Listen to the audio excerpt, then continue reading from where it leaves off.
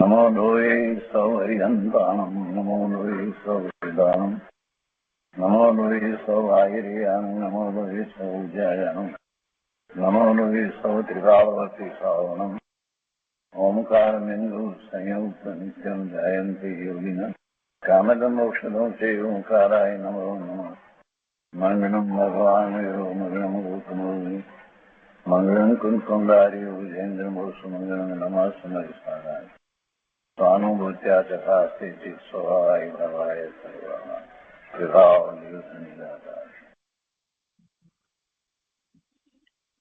स्वानुभूति दर्शन પ્રસમ મૂર્તિ પૂજ્ય બહેન શ્રી ચંપાબેનની સ્વાનુભૂતિ માર્ગ પ્રકાશક તત્વ ચર્ચા એટલે સ્વાનુભૂતિ દર્શન. એમાં આપણે 446માં પ્રશ્ન સુધી સ્વાધ્યાય કર્યો છે. સ્વાનુભૂતિ દર્શનના સ્વાધ્યાયમાં પ્રશ્ન 446નું સમાધાન આપણે કર્યું છે. હવે આજે આગળ લઈએ છીએ પાના નંબર 244. 446માં પ્રશ્નના સમાધાન પછીથી પ્રશ્ન છે, સત્પુરુષ મળે તો શું તેને માર્ગની મૂંઝવણ ટળી જાય? સત્પુરુષ આપણને મળે તો આપણને પછી માર્ગની મૂંઝવણ ટળી જાય? સમાધાનમાં પૂજ્ય બહેનશ્રી કહે છે કે સાચા ગુરુ મળ્યા હોય અને સાચી પ્રતીતિ થઈ હોય તો તેની પ્રતીતિ દ્રઢ જ રહે છે. સાચા ગુરુ ન મળ્યા હોય અને પોતે જે કાંઈ દ્રવ્યસ્વરૂપનો અભ્યાસ વગેરે કર્યો અને કાંઈક વાત પ્રાપ્ત કરી હોય અને એમાં જો એને સાચા ગુરુ ન મળ્યા હોય તો જે કંઈ થોડુંક કંઈક સાચું એ પામ્યો હોય, વિચાર્યું હોય એ ચાલી જાય. એટલે સાચા ગુરુ મળવા એ પણ મહત્વની વાત છે. સાચા ગુરુ મળ્યા હોય અને સાચી પ્રતીતિ થઈ હોય તો તેની પ્રતીતિ દ્રઢ જ રહે છે. સાચા શાસ્ત્ર પણ મળવા જરૂરી છે. એટલા માટે સાચા શાસ્ત્ર ન મળ્યા હોય અને પછી ગમે તેને શાસ્ત્ર માની લે તો પણ એને મોક્ષ માર્ગમાં કાંઈ પુરુષાર્થ થતો નથી. એટલે સાચા દેવ શાસ્ત્ર અને ગુરુ જેને મળે અને અંતરથી સાચું ગ્રહણ થાય તો તેને વિશ્વાસ જ રહે છે કે આ રસ્તે જ આત્મ સાક્ષાત્કાર થવાનો છે, સ્વાનુભૂતિ થવાના છે, સમ્યક દર્શન થઈ અને આગળ મોક્ષ માર્ગમાં પુરુષાર્થ થશે, ચારિત્રનો પુરુષાર્થ પણ થશે. બીજો કોઈ રસ્તો નથી. પણ એને બદલે જો દેવ ગુરુ કે શાસ્ત્ર એ સાચા ન મળ્યા હોય તો કેટલું બધું અઘરું થઈ જાય.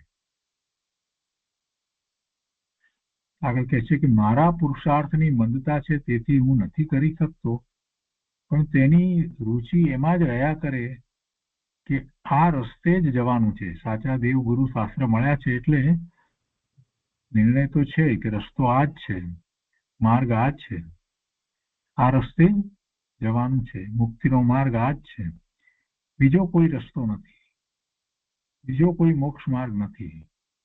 એ વાત તો એને દ્રઢ રહે જ. બહાર તેની રુચિ મંદ પડી જાય અને અંદરમાં તેને ઊંઘ આવી જાય કે આ જ રસ્તો છે. સાચા ગુરુ મળે અને અંતરથી વિશ્વાસ ન આવે એમ બને જ નહીં. સાચા ગુરુ મળ્યા હોય તો અંતરથી વિશ્વાસ આવે. એટલી અંદરમાં રુચિ થઈ હોય તો પછી સાચા ગુરુની વાત સાંભળીને અંદરમાંથી એને એમ થાય કે માર્ગ તો આ જ છે. માટે હજી સાચો વિશ્વાસ નથી આવતો તો ગુરુને ઓળખ્યા જ નથી. એટલે કે સાચા ગુરુ મળે અને અંદરથી વિશ્વાસ ના આવે એમ બને જ નહીં. જો એને હજી સાચો વિશ્વાસ નથી આવતો તો ગુરુને ઓળખ્યા જ નથી. ગુરુને પરીક્ષા કરીને સ્વીકાર કરે તો તેને ભટકવું ન પડે. પરીક્ષા કરવી એટલે ગુરુના વચનામૃતને સાંભળી અને પોતે શાસ્ત્રની વાત સાથે એને મેળવે અને એને એમ લાગે કે ના, શાસ્ત્રમાં જે કહેવા ધાર્યું છે એ જ ગુરુ સમજાવી રહ્યા છે, ગુરુ આ જ છે.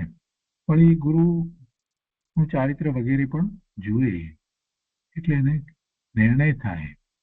એટલે એમ ગુરુને પરીક્ષા કરી અને સ્વીકારે તો તેને ભટકવું ન પડે, માર્ગ નક્કી જ થઈ જાય. કારણ કે આત્મામાં એટલું નક્કી કરવાની શક્તિ છે કે માર્ગ આ જ સાચો છે. આત્મામાં એટલું નક્કી કરવાની શક્તિ છે કે માર્ગ આ જ સાચો છે. ગુરુ કહે છે તે બરાબર છે એમ બુદ્ધિથી નક્કી કરી શકે છે. આગળ કહે છે, અહીં પૂજ્ય ગુરુદેવ વિરાજતા હતા. તેમની વાણીમાં એવો ધોધ વરસતો હતો અને એવી અપૂર્વતા હતી કે બીજાને નક્કી જ થઈ જાય કે માર્ગ આ જ છે. બુદ્ધિથી વિચાર કરે તેને સાચો માર્ગ ન મળે અને નક્કી ન થાય એમ બને જ નહીં. એટલે કે ગુરુની વાણી સાંભળી અને બુદ્ધિથી વિચાર કરે તો તેને સાચો માર્ગ મળે અને નિર્ણય પણ પાકો થાય. ન થાય એમ બને જ નહીં. સાચા ગુરુ મળે તેને પોતાને અંદરથી વિશ્વાસ અને ઊંઘ આવી જાય, પછી તેને ભટકવાનું રહે જ નહીં.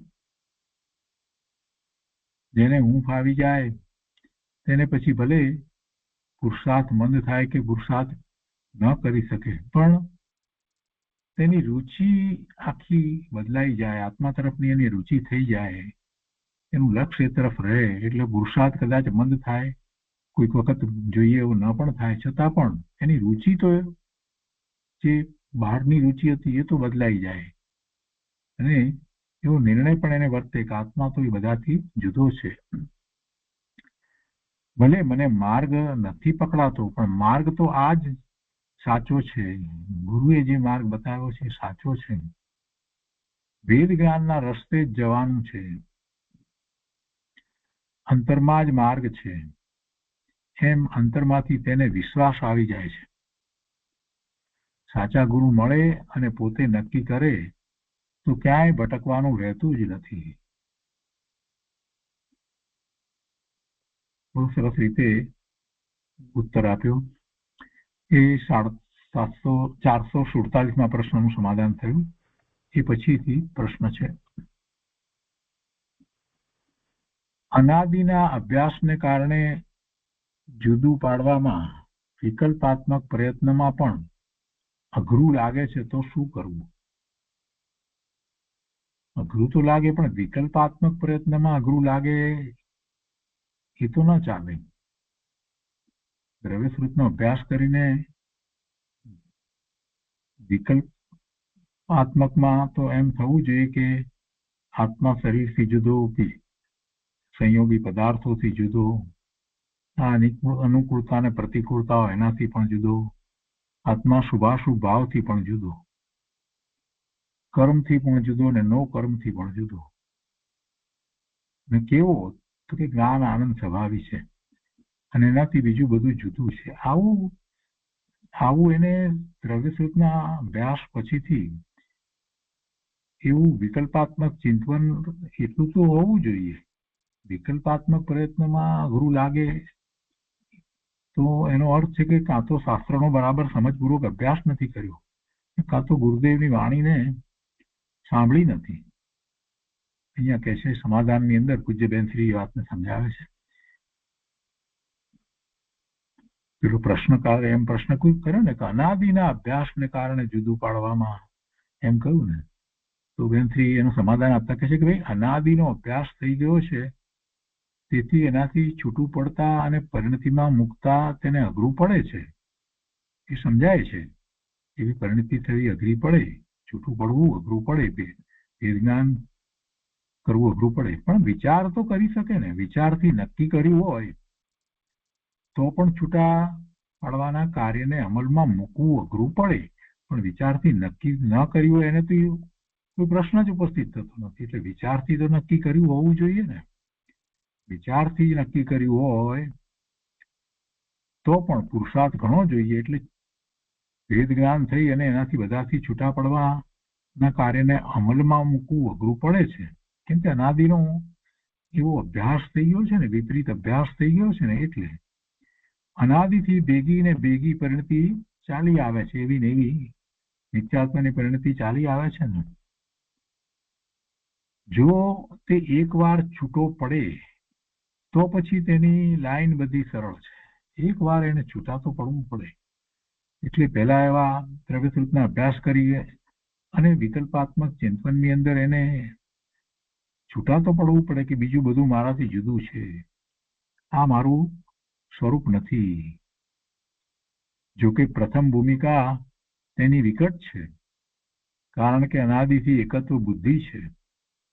પણ પોતે ને પોતે ગળમથલ કરતા કરતા, એટલે કે એવા તર્ક કરીને યુક્તિ દ્વારા ભગવાનના જ્ઞાનમાં વસ્તુ સ્વરૂપ જેવું આવ્યું છે એને સમજી અને સ્વીકારતો જાય એ કરી શકે એમ છે. એ કરતા કરતા એમ અંદરથી આત્મા જ માર્ગ કરી લે છે. ના ના, આ નહીં, આ નહીં, આ બધું નહીં. ભગવાનના જ્ઞાનમાં તો આમ આવ્યું છે, હું આવું કેમ માનું છું? આવું ન હોઈ શકે. શાસ્ત્રમાં તો એ વાત આવી છે, તો એ વાત કરતા વિરુદ્ધ વાત મને ન હોવી જોઈએ. એમ ગળમથલ કરતા કરતા અંદરથી આત્મા જ માર્ગ કરી લે છે કે આ બધું નહીં, આ બધું ખોટું છે. સત્ય તો એક જ છે, મુક્તિનો માર્ગ એક જ છે અને એની વિધિ પણ એક જ છે. સ્વરૂપનું લક્ષ્ય કરવું, ઉપયોગને સ્વ તરફ વાળવો, એ જ એનો રસ્તો છે. બીજું બેનશ્રી કહે છે કે જેને ખરી જિજ્ઞાસા લગ્ની હોય તે અંદરથી માર્ગ કરી લે છે. 448માં પ્રશ્નનું સમાધાન થયું. પછી પ્રશ્ન છે કે આ વાત બેસે છે, આ કર્યા વગર છૂટકો નથી અને સાથે અઘરું પણ લાગે છે, તો ઉપાય શું છે? અઘરું લાગે છે તો એમ કે સરળ કોઈ ઉપાય એવો પ્રશ્ન નથી. ઉપાય શું છે એટલે કે કેવી રીતે આગળ વધવું એમ કહેવામાં આવે છે. વાત તો બેસી ગઈ છે કે કરવા જેવું આ જ છે, કર્યા વગર છૂટકો નથી. આજે કરે તો આજે, અને આજે ન કરે તો કાલ, ને કાલ ના કરે તો થોડા સમય રહીને ગમે ત્યારે પણ એને આ જ કર્યા વિના છૂટકો નથી. ભવના ભ્રમણમાંથી છૂટવું હોય તો કરવું તો પડશે જ, બીજો કોઈ માર્ગ નથી. આ અમૂલ્ય તક મળી છે, કેમ કે બીજા ભાવમાં એવી તક મળે ન મળે, એવા સંયોગો મળે ન મળે, કંઈ પણ થાય. અત્યારે જે મળ્યું છે તે ઉત્કૃષ્ટ મળ્યું છે, તો અત્યારે જ એ કરી લેવું જોઈએ. સમાધાનમાં મૈત્રી કહે છે કે વિકલ્પથી છૂટો પડીને, એનો પ્રશ્ન છે ને કે આ વાત બેસે છે, આ કાર્ય કર્યા વિના છૂટકો નથી અને સાથે અઘરું પણ લાગે છે, તો ઉપાય શું છે? તો ઉપાયમાં કહે છે કે વિકલ્પથી છૂટો પડીને એકત્વ બુદ્ધિ તોડીને નાયકની ધારા પ્રગટ કરવી, આ કરવાનું છે. વિકલ્પ તો રહેશે પણ વિકલ્પમાં આગળ ન વધે અને વિકલ્પ મારા નથી, એ મારું સ્વરૂપ નથી, એમ વારંવાર વિકલ્પથી છૂટો પડે. એની લાળને લંબાવે નહીં. વિકલ્પોમાં તો ક્યાંયનો ક્યાંય ચાલ્યો જાય, મન છે ને, એટલે એનાથી છૂટો પડે અને એકત્વ બુદ્ધિ તોડે. પર સાથેની એકત્વ બુદ્ધિ તોડે. આ શરીર સાથેની એકત્વ બુદ્ધિ પણ તોડે. એ પણ એ પર છે ને, પર સાથેની એકત્વ બુદ્ધિ તોડે. આમે એ પર સાથે કંઈ મળેલો તો છે જ નહીં, પણ એને એવી એકત્વ બુદ્ધિ અનાદિથી વર્તે છે. વાસ્તવમાં એ ક્યાં કોઈ પર સાથે મળ્યો છે, ભળ્યો છે, એકરૂપ થયો છે? કોઈની સાથે એકરૂપ થતો નથી. તો એકત્વ બુદ્ધિ તોડીને નાયકની ધારા પ્રગટ કરવી. નાયક બસ હું મનુષ્ય ને હું રમેશ ને આ બધી વાતો એ ક્ષણિક છે. એટલે એવું એકત્વ છોડવું એ વિચારધારામાં ખૂબ બુદ્ધિપૂર્વક, ન્યાયપૂર્વક, તર્કસંગત વિચાર કરી અને એનાથી તો જુદા પડવું પડે. એવી એકત્વ બુદ્ધિ તોડી અને હું કોણ છું? તો જ્ઞાયક છું. તેવા જ્ઞાયકની ધારા એને પ્રગટ કરવી પડે. આ એક જ ઉપાય છે. દ્રવ્યને ગ્રહણ કર્યું, દ્રવ્ય ઉપર દ્રષ્ટિ કરી, પણ તે દ્રષ્ટિ ટકાવવી જોઈએ. માન્યતામાં લીધું, નક્કી કર્યું છે કે હું જુદો છું, પણ તે રૂપે કાર્ય થાય, જુદો છું એવી રીતે કાર્ય થાય, એવું જુદાપણું ખરેખર થઈ જાય તો સાચું નક્કી કર્યું કહેવાય. જુદો છું એમ નક્કી કર્યું અને પાછી એકત્વ બુદ્ધિ થઈ જાય તો તેણે સાચું નક્કી કર્યું નથી. સાચું નક્કી કર્યું હોય તો પછી ફરીથી કેમ એકત્વ બુદ્ધિ થાય? પછી તો જુદો પડે જ. જેને સાચું નક્કી થાય તેને જુદો પાડવાનો પ્રયત્ન અંદર આવ્યા વગર રહેતો નથી.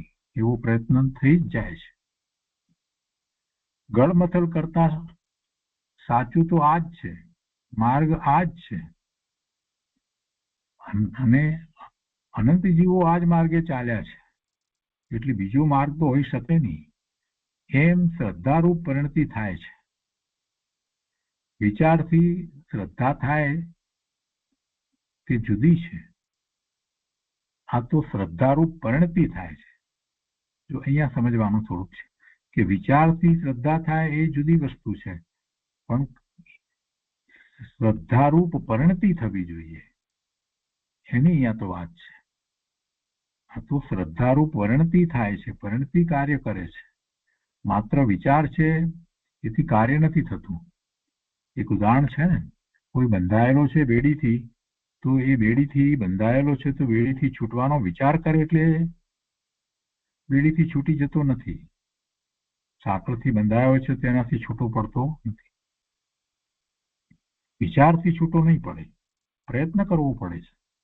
એવી રીતે અહીંયા એવી પરિણતિ થવી જોઈએ.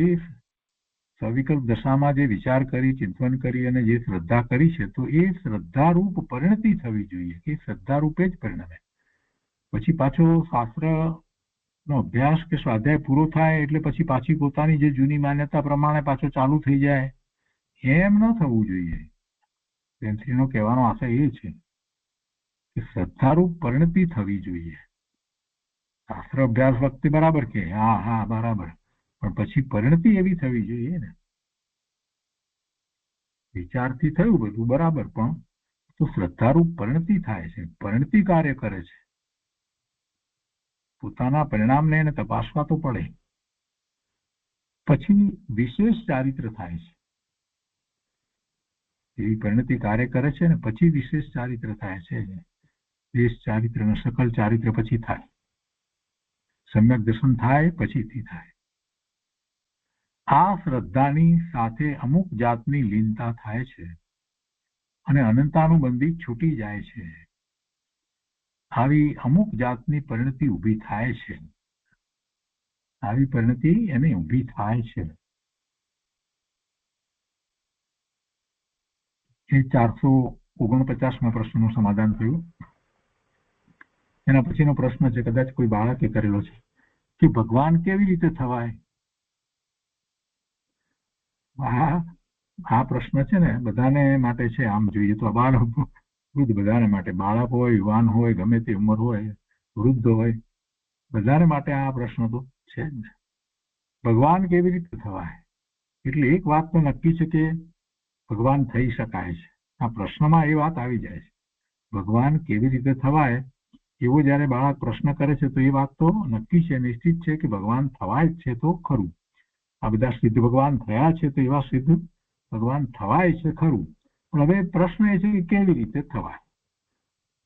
કેટલાકને તો હજી એ વાત જ બેસતી નથી કે આપણે સિદ્ધ થઈએ, આપણે હરિયન પરમાત્મા થઈએ, એ વાત નથી બેસતી. ભલે અત્યારે પંચમ કાળમાં ભરત ક્ષેત્રના વિશે એ દશા ના આવે, પણ છેવટે જીવની શુદ્ધ દશા તો એવી થાય જ છે ને. આ બધા કેવળી પરમાત્મા જે થયા એ કઈ બધા તીર્થંકર તો હતા નહીં, બધાએ કેવળ જ્ઞાન પ્રગટ કર્યું, નિર્વાણ પામ્યા અને સિદ્ધ થયા. તીર્થંકર ભગવાન કોઈક થાય, પણ કેવળ જ્ઞાન પ્રગટ કરી શકે એ તો ભગવાનના જ્ઞાનમાં આવેલી વાત છે. આપણે જોઈએ છીએ વર્તમાનમાં તીર્થંકર નથી, છતાંય આપણને પ્રથમાન યોગના ગ્રંથમાંથી એ વાત મળે છે કે ભગવાન વિરાજતા હતા, જ્યારે વિચરતા હતા એ વખતે એમની સાથે કેટલા બધા સાધુઓ, ગણધર, આચાર્ય ભગવાન બધા હતા, અને એમાંના કેટલા બધા મુક્તિને પામ્યા. દરેક ભગવાનના વખતમાં આમ થયું છે ને. એટલે ભગવાનની વાત જે છે કે ભગવાન કેવી રીતે થવાય, એમાં એક વાત આવી જાય છે કે ભગવાન થઈ શકાય છે. બધા થયા છે તો ભગવાન થઈ શકાય છે. ને આ પહેલા જેને નિર્ણય છે એ જ પછી ભગવાન કેવી રીતે થવાય એવો પ્રશ્ન કરી એનું સમાધાન શોધી અને એવો પુરુષાર્થ કરશે.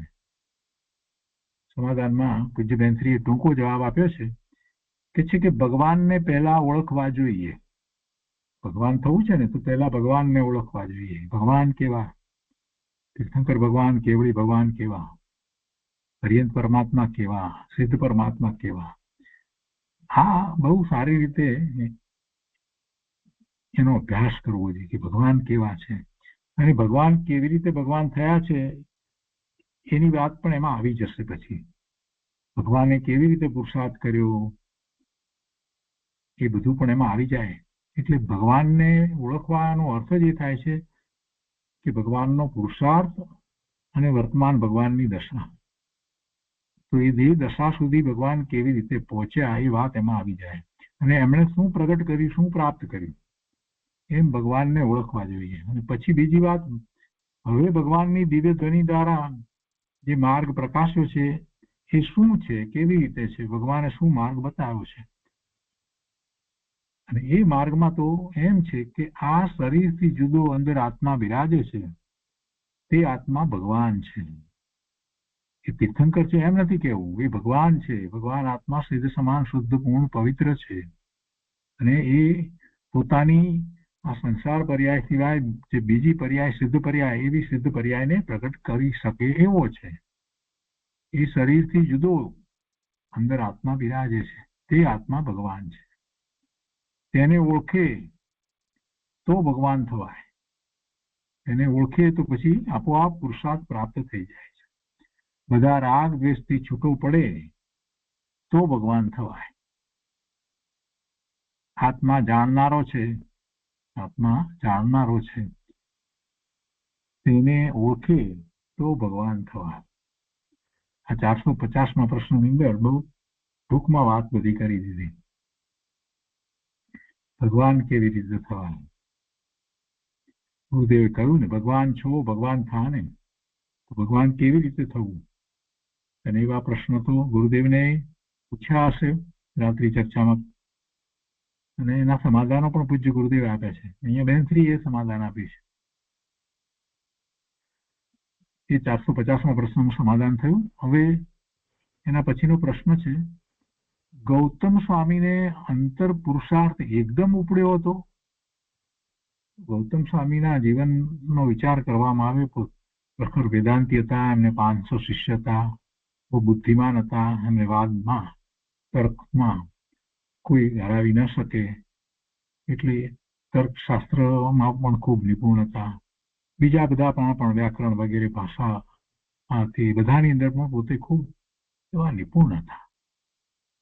ગણધરનો જીવ છે ને, સામાન્ય ના હતા. ફક્ત એટલું કે જન્મથી જીનવાણી પ્રાપ્ત નહોતી થઈ, એટલે વેદાંત નો અભ્યાસ ઘણો છે અને વેદાંતની વાતને માનતા હતા. આ વાત હતી. એવા ગૌતમ સ્વામી વર્ધમાન મહાવીર સ્વામી ભગવાનના મુખ્ય ગણધર થઈ જાય છે. અને એ બધી પ્રથમાન યુગની વાત આપણે જાણીએ છીએ. અને એમાં પ્રશ્ન એટલો છે કે ગૌતમ સ્વામીને અંતર પુરુષાર્થ એકદમ ઉપડ્યો હતો. આ ભાવની અપેક્ષાથી આપણને એમ લાગે કે એકદમ ઉપડ્યો હતો, પણ પૂર્વે એમને આ બધું પ્રાપ્ત થયું જ હશે. એ પ્રાપ્ત ન થયું હોય ને સીધા કઈ ગણધર થઈ જાય એમ હોતું નથી. પૂર્વે એમને આ જીનવાણી પ્રાપ્ત થઈ હશે, પણ કાંઈક કોઈક રીતે એવો દોષ થયો તો આ ભાવમાં જન્મ થયો ત્યાં જીનવાણી ન હતી, બસ એટલી વાત. પણ એમને કંઈ પહેલા આ બધું ન મળ્યું હોય એવું બને જ નહીં. આ પ્રશ્નનો જવાબ આપ્યો છે બેનશ્રીએ. ગૌતમ સ્વામીને અંતર પુરુષાર્થ એકદમ ઉપડ્યો હતો. જે બેનશ્રી કહે છે કે અંદર આશ્ચર્યકારી લાગી ગયું. ત્યારે ગૌતમ સ્વામીને ઇન્દ્ર મહારાજ લઈ આવે છે. વર્ધમાન મહાવીર સ્વામી ભગવાન તીર્થંકર થયા, કેવળ જ્ઞાન થયું છે, તો ત્યાં સમોસણમાં લઈ આવે છે. તો એથી તો આવે છે ત્યાં માણસ જોતા જ પોતાનું વિમાન ઓગળી જાય છે. એ વાત ગુરુદેવે ઘણી વાર કરી છે. અને પ્રભુના દર્શન કરતા તો બધું બદલાઈ જાય છે. અંદર આશ્ચર્યકારી લાગી ગયું. આવું મેં તો માન્યું હતું કે મારા જેવું કોઈ જાણતું નથી, હું તો સર્વજ્ઞ છું એવું મનાઈ ગયું હતું. પણ આ તો ખોટું છે એવું આશ્ચર્ય લાગી ગયું કે ના ના, હું જે માનતો હતો મારા જેવું કોઈ નથી ને મારા જેવું કોઈ જાણતું નથી, ના એ તો ખોટું છે. અહીંયા તો અદભુત વાત છે એવું આશ્ચર્ય લાગી ગયું. પહેલા તો પોતાનું માન ગળી ગયું, માન સમજ્યું, ભગવાનના દર્શન કરે, કેમ કે એ સમય જેવો હતો, એ નિમિત્ત છે. પછી સમોસરમાં આવે ને ભગવાનની દિવ્ય ધની જયારે છૂટે છે તો એટલું બધું આશ્ચર્ય ને એટલો બધો ઉમંગ થઈ જાય છે. કેમ કે પાત્રતા હતી, આશ્ચર્ય લાગી ગયું. અને અંદર એટલી પાત્રતા હતી કે એ આશ્ચર્ય એમને લાગી જાય. આ તે કોણ છે? પરમાત્મા સામે જુએ છે ને, અરે આ કોણ? આ મહાપુરુષ આવા? એમ થઈ ગયું. અને આપોઆપ પછી એ મસ્તક ઝૂકી જાય છે, નમસ્કાર થઈ જાય, બધું થઈ જાય.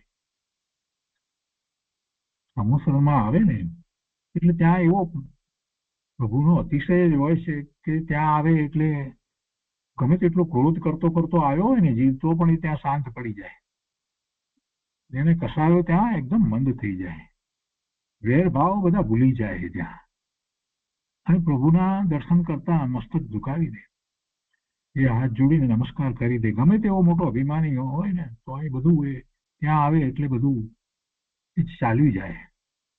પ્રભુના દર્શન કરવા સાક્ષાત સમોસરમાં જઈને એ તો બહુ મોટી વાત છે. પ્રભુ એ તો એમના જે બધાના અહોભાગ્ય છે કે જે અત્યારે મહાવિદ્ય ક્ષેત્રમાં પ્રભુની દિવ્ય ધ્વનિ સાંભળે છે, ગ્રહણ કરે છે અને પુરુષાર્થ કરી રહ્યા છે. અહીંયા ગૌતમ સ્વામીની વાત કરતા બેનશ્રી કહે છે કે એમ થઈ ગયું કે આ મહાપુરુષ છે કોણ? આ કોણ ભગવાન છે? આવા ભગવાન કોણ છે?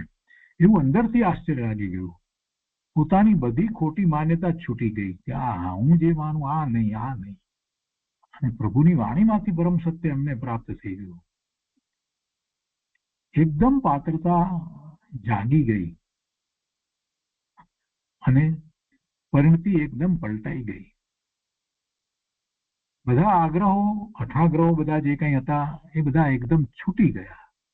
ધર્મની માન્યતા સંબંધીના બધા આગ્રહો, હઠાગ્રહો જે કંઈ હતું કે કદાગ્રહો, કદાચ કોઈ અપેક્ષાએ જૈનની અપેક્ષાએ કહીએ તો એ બધું પણ જે વસ્તુ જે છે જેમ છે એના કરતા વિપરીત કોઈ માન્યતા હોય એને કદાગ્રહ કહેવાય.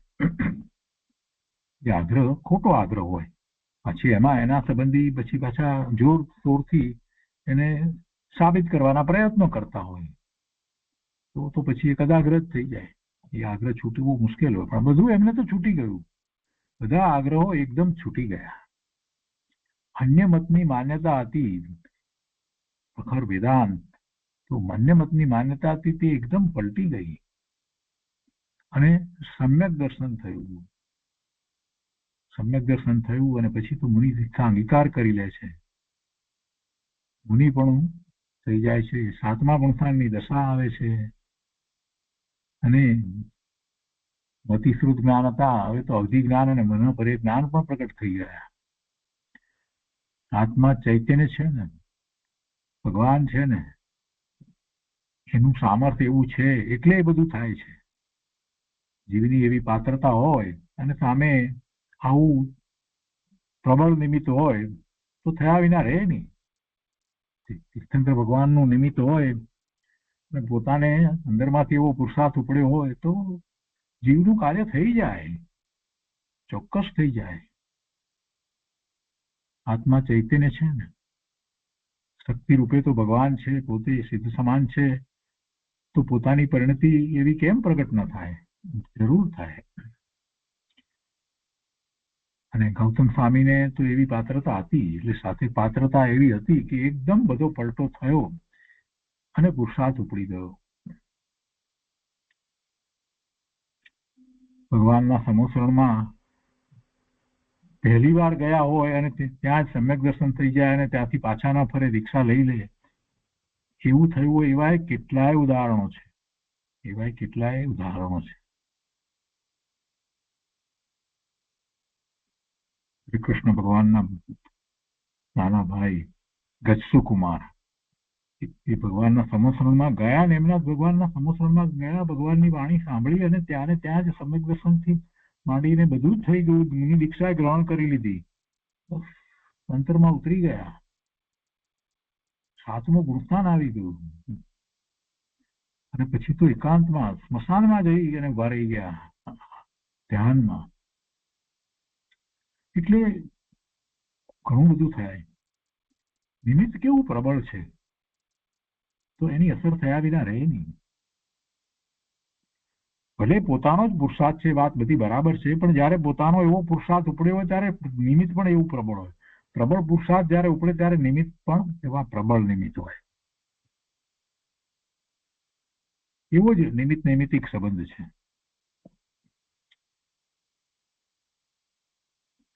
તો એ 451માં પ્રશ્નનું સમાધાન થયું. એ પછી પ્રશ્ન છે, કાર્ય તો પર્યાયમાં થાય છે, કાર્ય તો પર્યાયમાં થાય છે, તો પર્યાયનું મહત્વ શું દ્રવ્યથી વિશેષ ન કહેવાય? બધી વાતને બરાબર સારી રીતે સમજે નહીં એટલે આવા પ્રશ્ન થાય. કેટલી વાર ગુરુદેવે આ વાત તો સમજાવી છે કે ભાઈ પર્યાય એક ક્ષણ સમયની પર્યાય છે અને એવી પર્યાય થાય એવું અંદરમાંથી એવી ભાવના થાય કે પોતાની એવી સિદ્ધ સમાન શુદ્ધ પર્યાય અત્યારે નથી જેવી સિદ્ધની છે એવી, અથવા તો તીર્થંકર ભગવાન કેવળી પરમાત્માની જેવી પર્યાય છે એવી પોતાની અત્યારે નથી, કે મુનિની 7મા ગુણસ્થાનની દિશામાં જે પર્યાય છે એવી પોતાની નથી. પણ દ્રવ્ય તો બધાનું સરખું છે ને, તો એ બધી પર્યાય જેમને થઈ છે એ બધી પર્યાયો જે છે તે બદલાઈ રહી છે ને.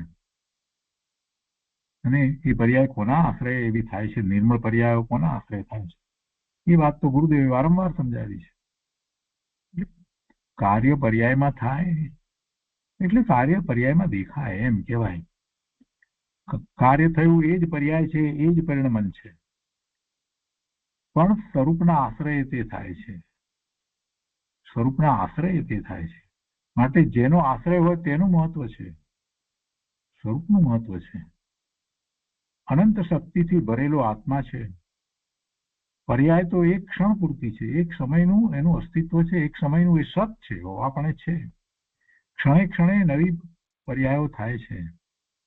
પૂર્વની પર્યાયનો હોય અને ઉત્તર પર્યાયનો ઉત્પાદ એ સમયે સમય થયા કરે છે.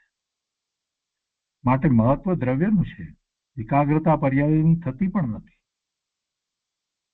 જે બદલાતું નથી, જે ધ્રુવ રહે છે એ તો દ્રવ્ય છે. માટે મહત્વ દ્રવ્યનું છે કે જે અનંત શક્તિઓથી ભરપૂર છે.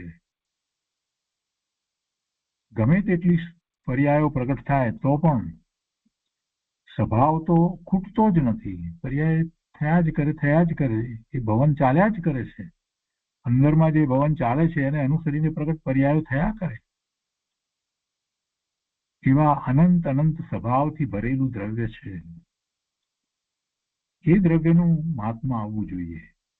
એ દ્રવ્ય તરફ ઉપયોગ વળે તો નિર્મળ પર્યાય પ્રગટ થાય, રત્નત્રયના પરિણામ પ્રગટ થાય.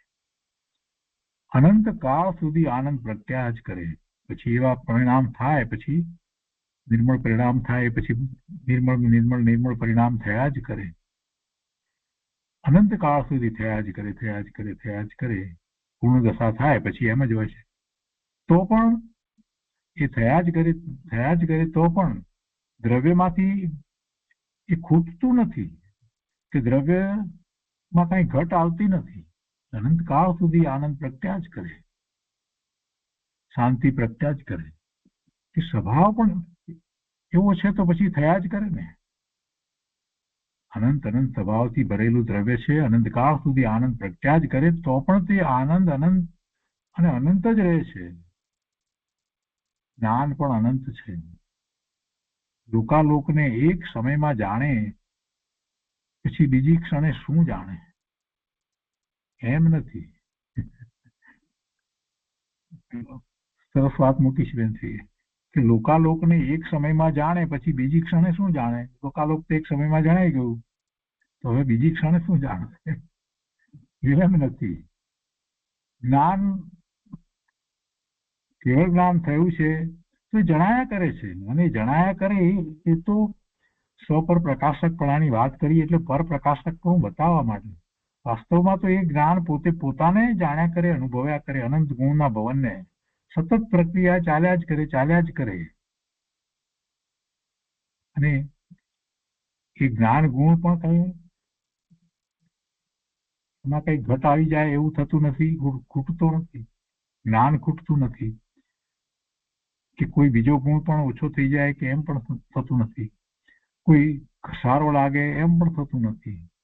મશીન હોય તો અમુક એનું હોય કાળ કે આ 1000 કલાક કામ કરશે કે 1 લાખ કલાક કામ કરશે કે આ મશીન જે છે તે 10 વર્ષ સુધી ચાલશે કે એની અવધિ હોય.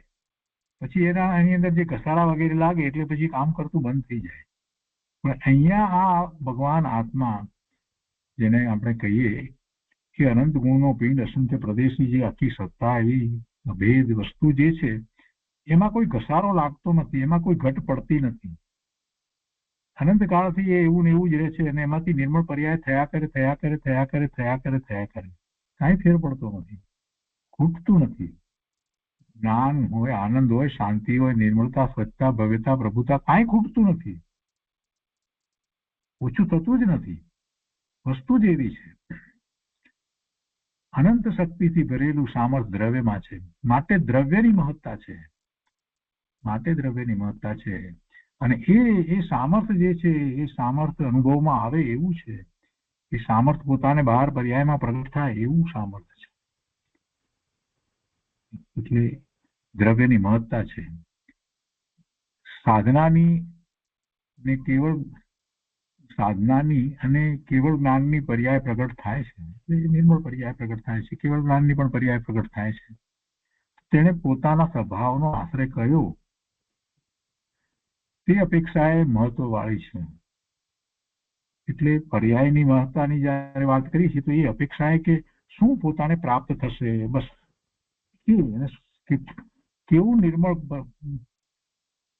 પરિણમન પોતાનું થઈ શકે, કેવી શુદ્ધિની વૃદ્ધિ થઈ શકે, એ બધું પર્યાયમાં જે છે એ એમ જાણવાનું હોય છે. અને એ પછીનો પુરુષાર્થ જે છે એમાં તો દ્રવ્યની જ દ્રષ્ટિ કરવાની હોય છે. તો કે છે કે સાધનાની અને કેવળ જ્ઞાનની પર્યાય પ્રગટ થાય છે. તેણે પોતાના સ્વભાવનો આશ્રય કર્યો તે અપેક્ષાએ મહત્વવાળી છે. છતાં દ્રવ્ય તો અનંત શક્તિથી ભરેલું છે, માટે દ્રવ્ય જ મહિમાવંત છે. કેવળ જ્ઞાનની પર્યાયથી પણ દ્રવ્ય મહિમાવંત છે. 452 પ્રશ્નનું સમાધાન. એ પછી પ્રશ્ન છે કે તો શું અપેક્ષાએ બંનેને મહત્વપણું કહેવાય? અપેક્ષાએ પર્યાયને અને દ્રવ્યને. પૂજ્યબેન શ્રી સમાધાન આપે છે કે અપેક્ષા એ દરેકનું મહત્વપણું છે. અપેક્ષા એ તો દરેકનું મહત્વ છે. શુભ ભાવનું પણ અશુભ ભાવને ટાળવાની અપેક્ષા એ મહત્વ છે ને. અપેક્ષાથી તો વાત કરીએ તો દરેકનું મહત્વ છે. અપેક્ષા એ દરેકનું મહત્વપણું છે. દ્રવ્ય અનંત શક્તિઓથી ભરેલું છે, માટે દ્રવ્ય પણ મહિમાવંત છે. અને શુદ્ધ પર્યાય પ્રગટ થાય છે તો સાધક દશા કેવળ જ્ઞાન પ્રગટ થાય છે, માટે પર્યાય પણ મહિમાવંત છે. પણ એ પર્યાય પ્રગટ કરવી છે એમ મહિમાવંત.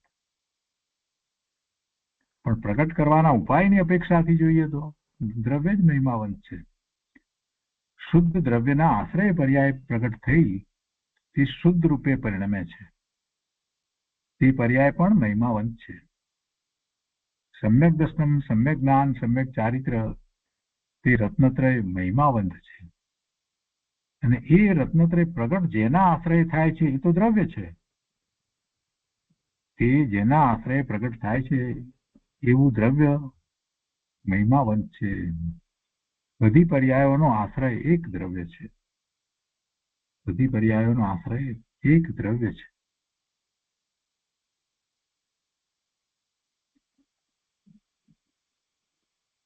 એ પછી એક પ્રશ્ન છે કે અંશ અને અંશી, 453 પછીથી પ્રશ્ન છે 454મો, કે અંશ અને અંશી એમ બે ભાગ છે. અંશ અને અંશી, અંશોને જે ધારી રાખે તે અંશી છે.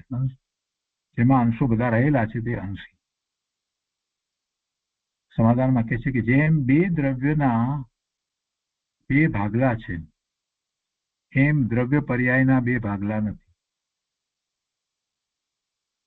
બે દ્રવ્ય જુદા જુદા સાથે રાખ્યા હોય તો બે જુદા દેખાય એમ. એવું જુદાપણું નથી. દ્રવ્ય પર્યાયનું એવું જુદાપણું નથી. કે દ્રવ્ય અને ગુણનું પણ એવું જુદાપણું નથી. એક અંશ અને એક આખો અંશી એટલો ભેદ છે. અનંત ગુણ છે તો એક ગુણ અને અનંત ગુણને ધારી રાખનારું દ્રવ્ય ગુણી, એમ ભેદ છે. પણ એ અભેદ છે. અભેદ એ અપેક્ષાએ કે એને પ્રદેશ ભેદ નથી. જે પ્રદેશ દ્રવ્યના છે એ જ પ્રદેશ દરેક ગુણના છે. સંજ્ઞા ભેદ છે ગુણ ને ગુણી એનો, પણ પ્રદેશ ભેદ નથી. વસ્તુ અખંડ છે. પર્યાયને ગોતવા બીજે જવું પડતું નથી. દ્રવ્યના આશ્રય પર્યાય પ્રગટ થાય છે. આ અંશી તરીકે દ્રવ્ય લીધું છે અને અંશ તરીકે પર્યાય લઈ અને પહેલા તો સમજાવી રહ્યા છે. તો એ જ રીતે ગુણને માટે પણ સમજવાનું. પર્યાયને અંશ તરીકે લઈ અને પેલા ભાઈ એ પ્રશ્ન કર્યો હોય તો પેલા પર્યાયને પછી બેનશ્રી સમજાવી રહ્યા છે કે ભાઈ પર્યાયને તું અંશ કે અને દ્રવ્ય અંશી, તો એ આમ જોવા જઈએ તો એને અભેદપણું છે. તદ્દન બે દ્રવ્ય જુદા હોય એવી રીતે એના ભાગલા પડતા નથી. પર્યાય તદ્દન જુદી છે એમ નથી. એ દ્રવ્યની જ છે. દ્રવ્ય પર્યાય વિનાનું હોતું નથી. એટલે પર્યાયને ગોતવા બીજે જવું પડતું નથી. દ્રવ્ય પર્યાય વિનાનું તો હોતું જ નથી. એટલે પર્યાયને ગોતવા બીજે જવું પડે એમ તો બનતું નથી. જ્યાં દ્રવ્ય છે ત્યાં જ એની પર્યાય છે. દ્રવ્યના આશ્રય પર્યાય પ્રગટ થાય છે. એ દ્રવ્યના આશ્રય જે પર્યાય છે એ પર્યાય નવી નવી નવી થયા કરે છે. અવસ્થા પલટે છે. જેના આશ્રય પર્યાય પ્રગટ થાય છે તે દ્રવ્ય કેવું છે તે દ્રવ્યનો મૂળ સ્વભાવ લક્ષણથી ઓળખી શકાય છે. અનાદિકાળથી વિભાવ પર્યાય ઉપર દ્રષ્ટિ છે, માટે દ્રવ્ય ઓળખાતું નથી. 12માં દ્રષ્ટિ છે એટલે દ્રવ્ય ઓળખાતું નથી અને દૂર લાગે છે. પણ દ્રવ્ય દૂર છે નહીં. દ્રવ્ય તો પોતે જ છે. દ્રવ્ય ક્યાં દૂર છે? પોતે તો દ્રવ્ય છે. પણ ભ્રાંતિથી દૂર થઈ પડ્યું છે. પણ પોતે જ છે. એ બહારની વસ્તુ નથી કે તેને ગોતવા માટે શોધવા માટે બહાર જવું પડે કે બીજો કોઈ રીતે બહારમાં પ્રયત્ન કરવો પડે એવું તો છે નહીં. પોતે જ છે. એ દ્રવ્ય પોતે જ છે. અંદરમાં ઓળખાય એવો આ ભગવાન આત્મા છે. એ દ્રવ્ય ગુણ પર્યાય રૂપ છે. ઉત્પાદ વ્યય પર્યાયના થાય છે અને ત્રિકાળ વસ્તુ એક સરખી ધ્રુવ કાયમ ટકીને રહે છે અને એની દ્રષ્ટિ કરતા એ અનંત ગુણનું ભવન એ પર્યાયમાં પ્રગટ થાય છે એવો અનુભવ થાય છે. એટલે એવું જ દ્રવ્યનું સ્વરૂપ છે. એ બધું દ્રવ્યનું સ્વરૂપ છે. તો એ 454માં પ્રશ્નનું સમાધાન થયું. તો આજનો સ્વાધ્યાય આપણે અહીંયા સુધી રાખીએ છીએ, પ્રશ્ન 454 સુધી.